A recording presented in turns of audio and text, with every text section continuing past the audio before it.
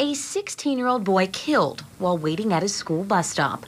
In a year that has so far seen more than 150 homicides, it's that shooting that grabbed the attention of everyone in the city. Whether they're in the neighborhood or in the community, they're still our children, and we have to work together to make sure that we protect them. It's why Metro Council President David James and other council leaders fired off a letter to Mayor Fisher. In it, they demanded not just change when it comes to the city's public safety plan, but action and answers. What we're seeing here is just a straight up failure of leadership, right? And but has that created the circumstances of which there are more homicides today than there would have been had the mayor executed a much more active and proactive plan related to law enforcement? Yes, there's no question about that. Council leadership suggests pay incentives and utilizing retirees to fill the staffing shortages within LMPD and Metro Corrections.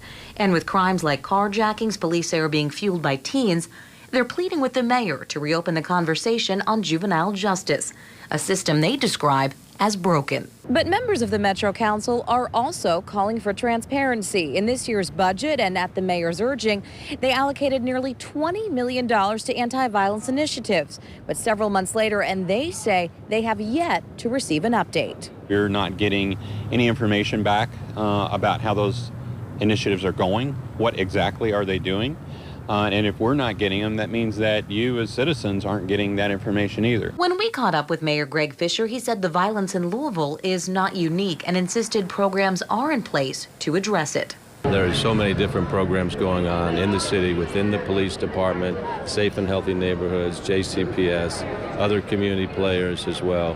So the key is everybody needs to come together to say, how can we produce a safer city? But after fully funding every anti-violence initiative that was asked for, some Metro Council leaders say as violent crimes rise, the clock is ticking. That is the result of his leadership, and he needs to make change quickly, or else he needs to step aside and let somebody else do it. Lauren Adams, WLKY.